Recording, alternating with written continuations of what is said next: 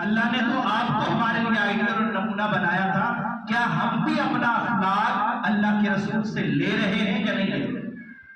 اللہ کے رسول صلی اللہ علیہ وسلم کی گھریلو زندگی دیکھیے اور میں اور آپ اپنی زندگی دیکھیں۔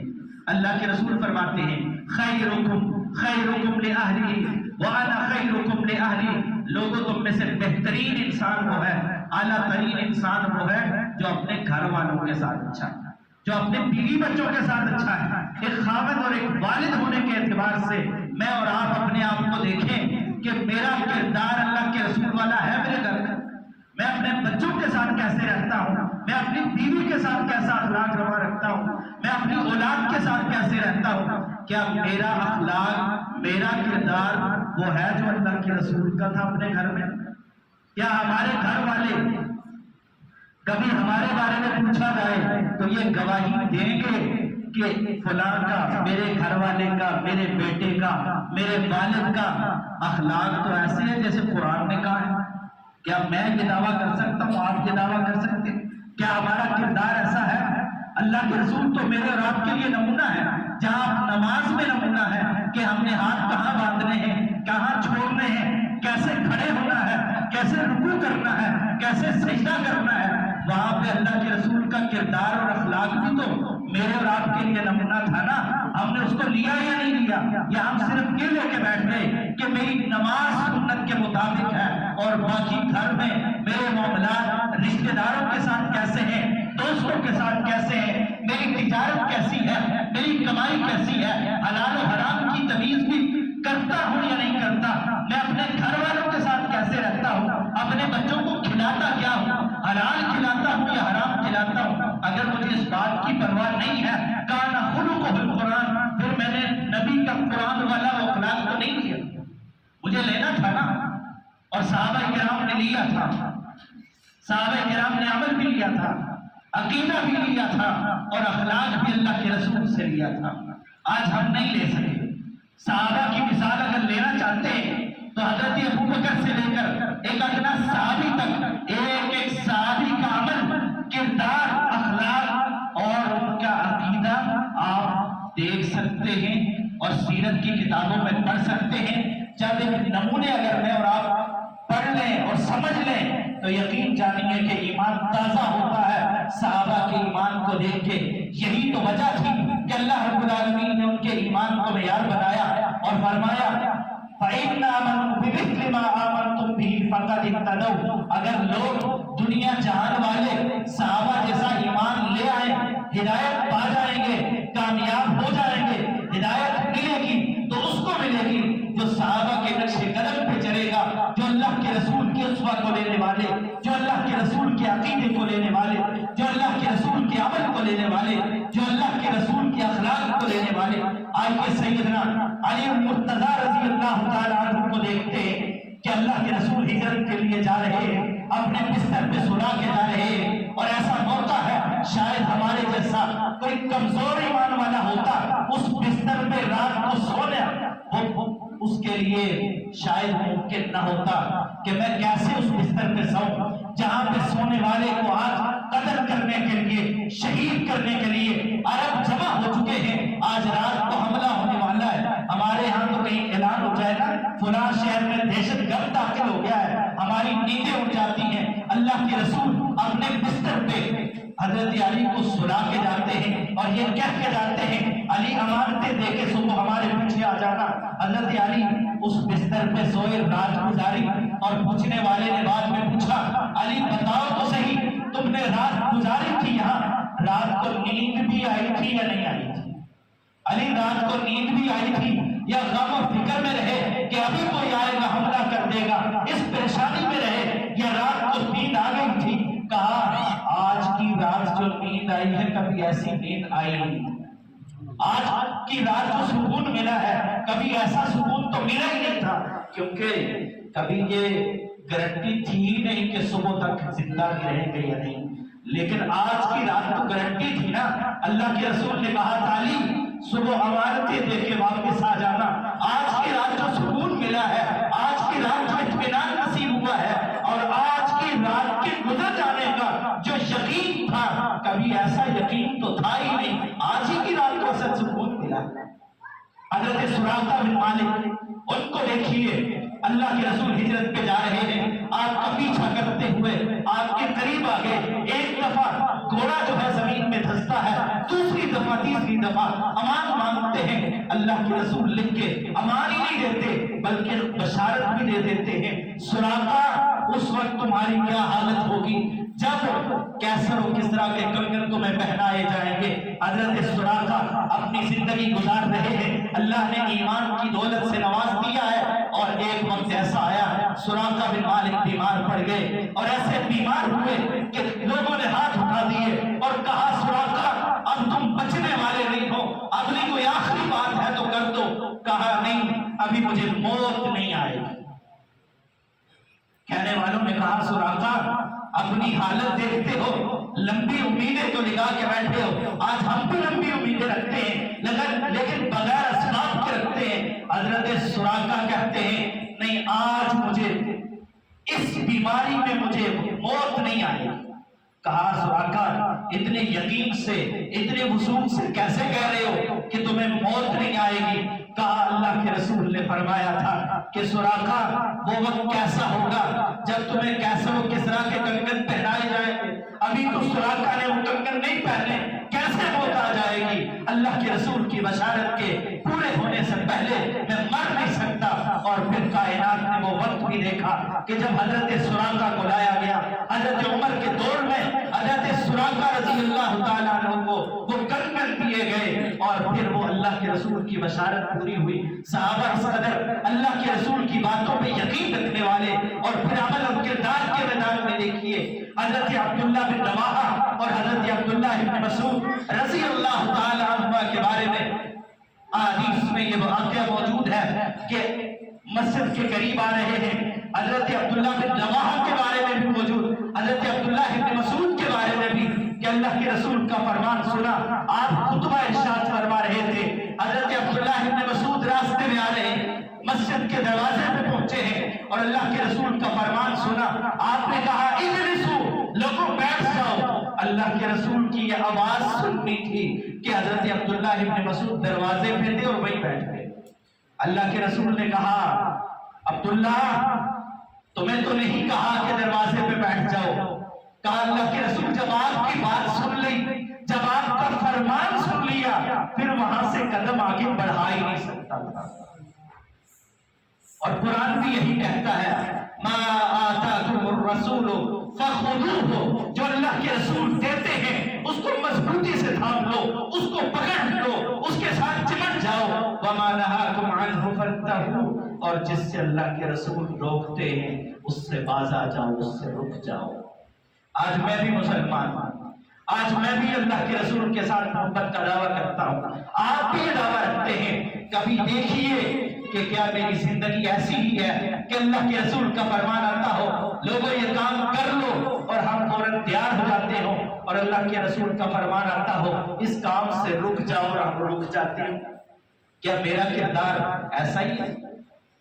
کیا میں ایسے ہی کرتا ہوں؟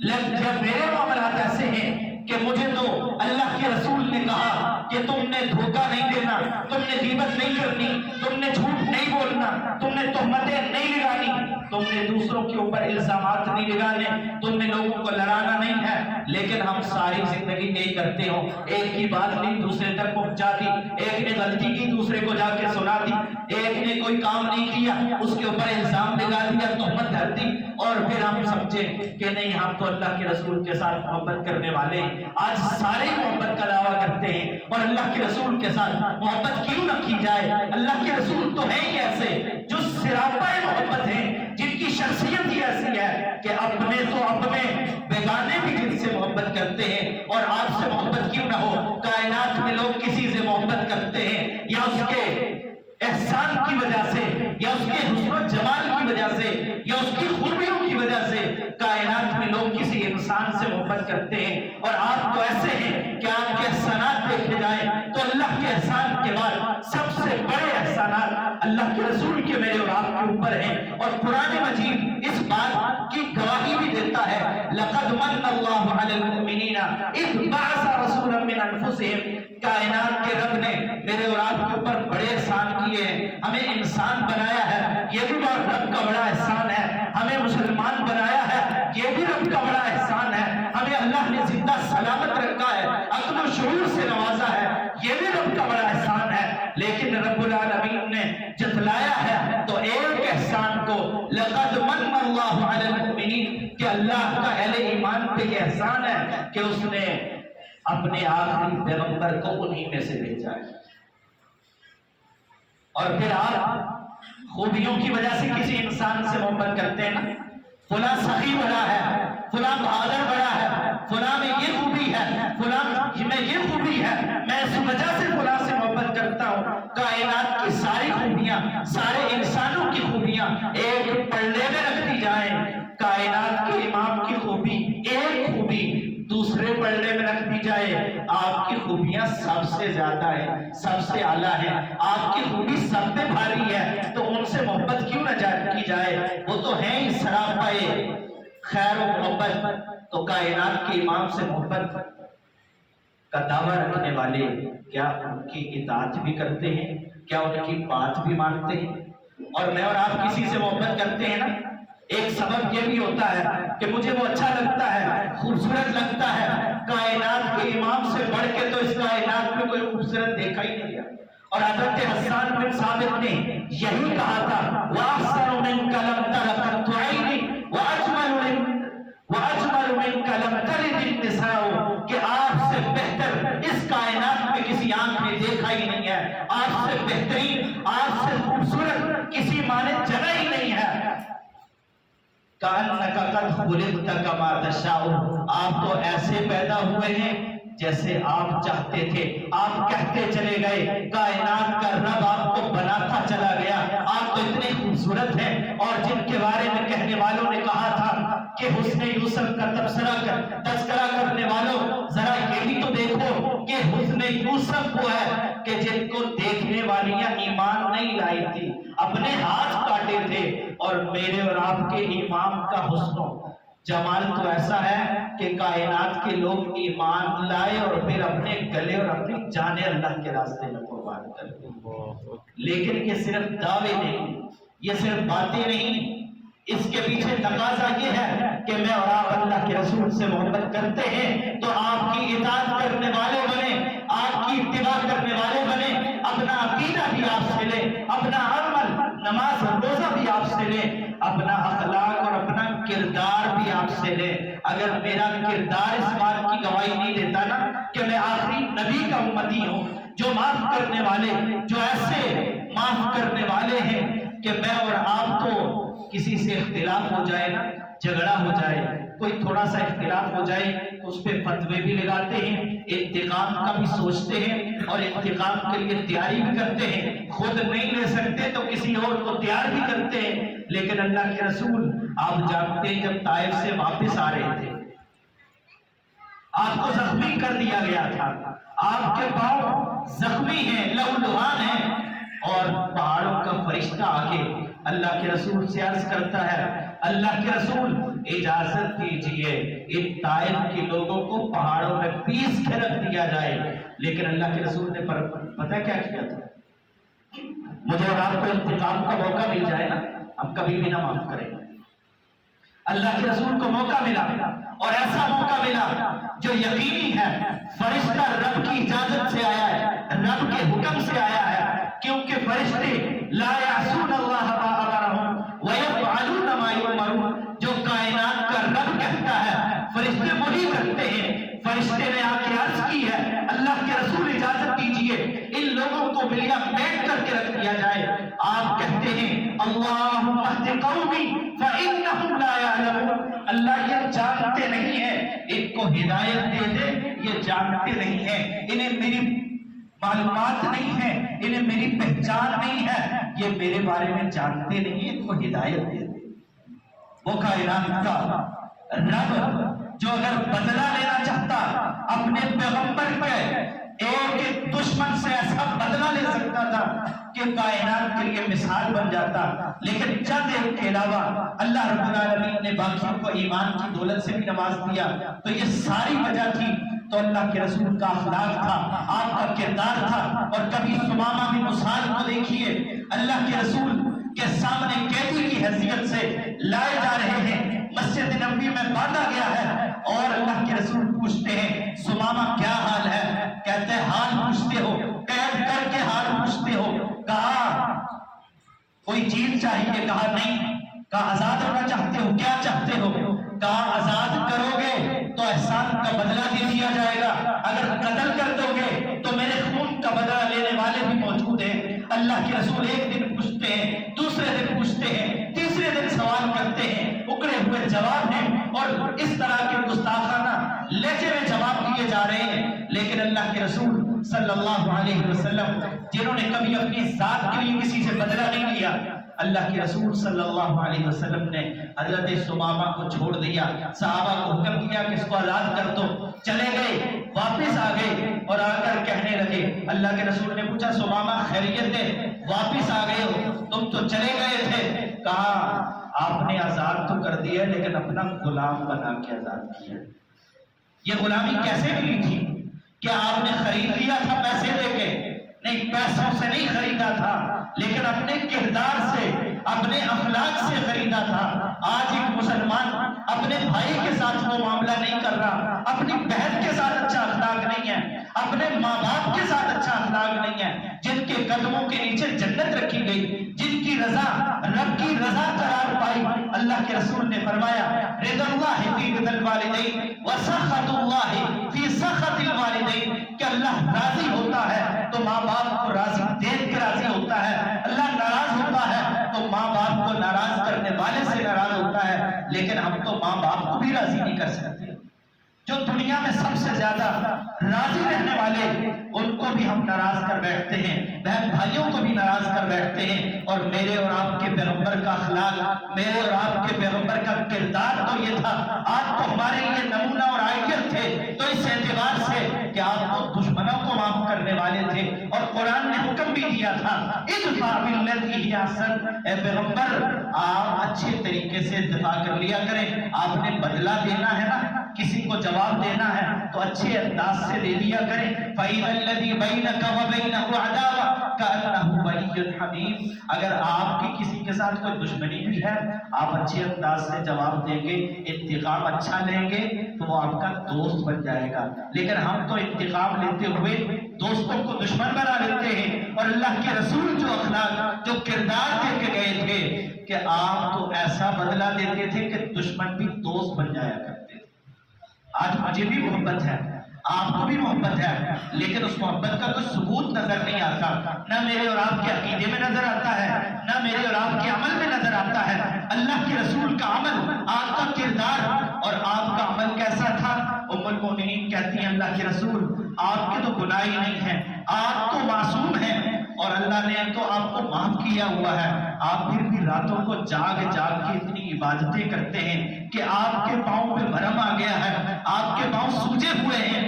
اور اللہ کے رسول نے فرمایا اگر اللہ نے اتنے احسان کیے ہیں افلا اکون عبدا شکورا، میں اللہ کا شکر گزار بندہ نہ بنوں؟ اگر اللہ نے میرے اوپر احسان کیے ہیں تو میں اللہ کا شکر گزار نہ بنوں؟ آج مجھے اور آپ کو کوئی احسان مل جائے، ہم سمجھتے ہیں یہ تو ہماری صلاحیتوں کی وجہ سے ملا ہے، یہ تو ہماری ذہانت کی وجہ سے ملا ہے، یہ تو ہمارے فن کی وجہ سے ملا ہے، یہ تو ہمارے تجربے کی وجہ سے ملا ہے۔ یاد رکھیے یہ سارا رب کا احسان ہوتا ہے، رب کا فضل ہوتا ہے، رب کا کرم ہوتا ہے، اور اس کا تقاضا یہ ہوتا ہے کہ ہم اس رب کے احسان کو صحیح انداز سے پورا کرتے رہیں۔ اگر ہم پورا نہیں کر پائیں گے نا تو پھر اللہ رب العالمین اس احسان کو واپس بھی لے سکتے ہیں۔ دو چیزیں ہو گئی کہ میرا اور آپ کا عمل کب قبول ہوگا؟ جب رجسٹریشن ہوگی، توحید ہوگی۔ دوسری چیز جب ہمارے سوالوں کے جواب سوالوں کے مطابق ہوں گے، میرا اور آپ کا عمل اللہ کے رسول کے طریقے کے مطابق ہو، عمل بھی، اخلاق بھی اور عقیدہ بھی۔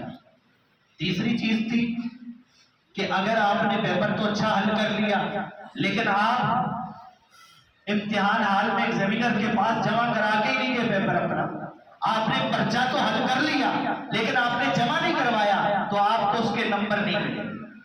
میں اور آپ اگر عمل کرتے ہیں، نماز پڑھتے ہیں، روزہ رکھتے ہیں، ان چیزوں کو بار بار دہرائیے اور اپنے آپ کو دیکھیے کہ میں قرآن کی تلاوت کتنی کرتا ہوں، میں نمازوں کا اہتمام کتنا کرتا ہوں، میں روزے کی ادائیگی کتنا کرتا ہوں، میں زکوٰۃ کی ادائیگی کس حد تک کرتا ہوں۔ ایک ایک عمل کو دیکھ کے پھر ذرا یہ بھی دیکھیے کہ جمع کہاں کروا رہا ہوں۔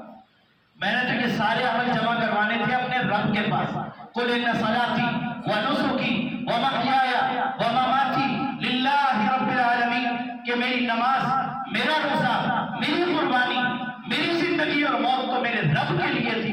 میں نے تو اس کے پاس اپنا پرچہ جمع کروانا تھا، لیکن اگر میں کہیں اور جمع کروانے لگ گیا کہ لوگ مجھے نیک سمجھیں، حاجی صاحب مجھے حاجی کہیں، فلاں مجھے نمازی کہے، لوگ مجھے بہادر کہیں، لوگ مجھے سخی کہیں، اگر میرے اور آپ کے کردار اور عمل کے بعد ہم نے وہ پرچہ لوگوں کے ہاں جا کے جمع کروا دیا نا، رب کے ہاں جمع نہیں کروایا، تو یاد رکھنا اس کے بھی کوئی نمبر نہیں۔ تو میرا اور آپ کا عمل اخلاص پہ مبنی ہونا چاہیے۔ اگر عمل کیا اس کے بعد ذہن میں یہ ہے کہ یہ عمل اب لوگوں کو بتاؤں بھی تو صحیح نا، ذرا پتہ بھی تو چلے کہ میں حج کر کے آیا ہوں، پتہ بھی تو چلنا چاہیے کہ میں عمرہ کر کے آیا ہوں، یہ بھی تو لوگوں کو پتہ چلنا چاہیے کہ یہ کنواں میں نے کھدوایا ہے، اور یہ بھی تو لوگوں کو پتہ چلنا چاہیے کہ میں نمازوں کی پابندی کرتا ہوں، میں پہلی صف کا نمازی ہوں، امام کے پیچھے کھڑا ہوتا ہوں، اور میں یہ کام کرتا ہوں۔ اگر لوگوں سے نمبر لینے کے چکر میں پرچہ لوگوں کے پاس جمع کروا دیا تو قیامت والے دن اللہ نے پھر کوئی بدلہ نہیں دیا، اور یہ سب سے مشکل کام ہوتا ہے۔ رسول اللہ صلی اللہ علیہ وسلم نے فرمایا إِنَّ أَخْوَفَ مَا أَخَافُ عَلَيْكُمْ الشِّرْكُ الْأَصْغَرُ، اللہ کے رسول فرماتے ہیں لوگوں سب سے زیادہ خطرناک چیز جس پر میں تم سے ڈرتا ہوں وہ شرک اصغر ہے۔ قیل وما الشرک الاصغر، اللہ کے رسول شرک اصغر کیا چیز ہے؟ آپ نے فرمایا الریا، ریاکاری جو ہے یہ شرک اصغر ہے کہ میں اور آپ عمل کریں اور ذہن میں یہ ہو کہ فلاں اور فلاں اور فلاں دیکھیں، وہ میری تعریفیں کریں، وہ میرے اچھے تذکرے اور تبصرے کریں۔ اگر کسی بندے نے اس لیے عمل کیا، اللہ کے رسول فرماتے ہیں من صلی یرائی فقد اشرک، جس نے نماز پڑھی اور اس لیے پڑھی، بڑا اچھا رکوع سجود قیام اہتمام کرتا رہا، لیکن اس لیے کرتا رہا کہ لوگ مجھے نمازی سمجھیں، اس لیے نماز نہیں پڑھی، فقد اشرک، فرمایا اس نے رب کے ساتھ شرک کیا۔ وہ پیپر جو اس نے حل کر کے اپنے رب کے پاس جمع کروانا تھا، اس نے وہ بندوں کے پاس جمع کروا دیا، ان سے نمبر لینا چاہتا ہے۔ اللہ کے رسول فرماتے ہیں ایسے بندے کے بارے میں قیامت والے دن اللہ کے پاس آئے گا اور آ کر کہے گا اللہ میرے اعمال کا بدلہ، پیپر جمع نہیں کروا کے گیا، جمع لوگوں کے پاس کروایا ہے، لیکن اب بدلہ لینے کے لیے، نمبر لینے کے لیے اللہ کے پاس چلا گیا۔ میری نمازیں، میرے روزے، میری حج، میرا حج، میری زکاتیں، میرے اعمال جو ساری زندگی کرتا رہا، ان کا بدلہ، ان کے نمبر، اللہ فرمائیں گے اذهبوا الى الذين كنتم تراؤون في الدنيا، جنہیں جا کے دنیا میں دکھانے کے لیے عمل کرتے رہے ہو، جن کے پاس اپنے پیپر جمع کروا کے آئے ہو، حل کر کے جنہیں دے کے آئے ہو، جا کے ان سے بدلہ لے کے آؤ، میرے پاس آج تمہارے لیے کوئی بدلہ نہیں۔ تو آئیے اپنے اعمال پہ نظر ثانی کیجیے، کہیں ایسا نہ ہو، اللہ نہ کرے کہ ہم میں سے کوئی ایسا ہو کہ وہ قیامت والے دن اللہ کی بارگاہ میں جائے، امتحان دے کے گیا ہے، رجسٹریشن بھی کروا کے گیا ہے، اس کے بعد حل بھی کیا ہے، حل کرنے کے بعد جمع غلط جگہ پہ کرا کے چلا گیا تو اللہ کے یہاں پھر بھی بدلہ نہیں، یا حل تو کر لیا، جمع بھی ٹھیک کر دی ہے، لیکن رجسٹریشن نہیں ہے تو نمبر پھر بھی نہیں ملے۔ تو تینوں چیزیں، عقیدہ بھی کہ میرا اور آپ کا عقیدہ کیا، پھر میرا اور آپ کا عمل سنت کے مطابق۔ نبی کریم صلی اللہ علیہ وسلم نے فرمایا کل امتی یدخلون الجنہ، میری ساری امت جنت میں جائے گا، میری ساری امت جنت میں داخل ہوگی، الا من ابا، مگر وہ شخص جنت میں نہیں جائے گا جو جنت میں جانے سے خود انکار کر دے۔ صحابہ نے پوچھا اللہ کے رسول ومن یأبى یا رسول اللہ، کون جنت میں جانے سے انکار کرے گا؟ آپ بتا رہے ہو یہ جنت ہے، اس میں داخل ہو جاؤ، کوئی ہے جو انکار کرے گا جنت میں داخل ہونے سے؟ آپ نے فرمایا من اطاعنی دخل الجنہ ومن عصانی فقد ابى، جس نے اپنا پیپر میرے طریقے کے مطابق حل کر لیا نا، جس نے میری اطاعت کر لی، وہ جنت میں داخل ہو گیا، اور جس نے میری نافرمانی کی اس نے جنت میں جانے سے خود انکار کر دیا۔ اب یہاں ناموں کی جنگ نہیں ہے، آئیے اس جنگ سے نکل کے اپنے عمل کو سنوارنے کی بات کیجیے۔ ہمارے یہاں جب بھی بات ہوتی ہے ہم سمجھتے نہیں فلاں ایسا ہے، فلاں ایسا ہے، فلاں ایسا ہے۔ نہیں، اگر کبھی کسی پہ تبصرہ کیجیے، سامنے آئینہ رکھ لیا کیجیے۔ آئیے ہم اپنے سامنے آئینہ رکھ کے اپنے عقیدے کو دیکھ کے، اپنی اتباع سنت کو دیکھ کے، اپنے اخلاص اور الہیت کو دیکھ کے اللہ کے سامنے ایسے اعمال کر کے چلے جائیں جو میری اور آپ کی نجات کا باعث بن جائیں۔ اور اگر ایسے اعمال نہ ہو سکے، عمل تو کرتے رہے لیکن ان 3 شرطوں کے مطابق نہیں کیے تو وہ پھر اللہ کے ہاں قبول نہیں ہوتے۔ پھر ایسے انسان عمل تو کر کے جاتے ہیں لیکن اللہ کے ہاں پھر بھی ان کے بارے میں وعید یہی ہے، عاملۃ ناصبہ تصلی نارا حامیہ، کہ یہ جہنم کی دہکتی ہوئی آگ میں جائیں گے۔ اللہ رب العالمین ہمیں وہ اعمال کرنے کی توفیق عطا فرمائے جو ہماری کامیابی اور اللہ رب العالمین کی رضا کا باعث بننے والے ہیں۔ جو ہم نے کہا، جو سنا، اس میں جو غلطی کوتاہی ہوئی اللہ رب العالمین اس سے درگزر فرمائے، اور جو صحیح بات ہوئی اس پہ عمل کرنے کی توفیق عطا فرمائے۔ وآخر دعوانا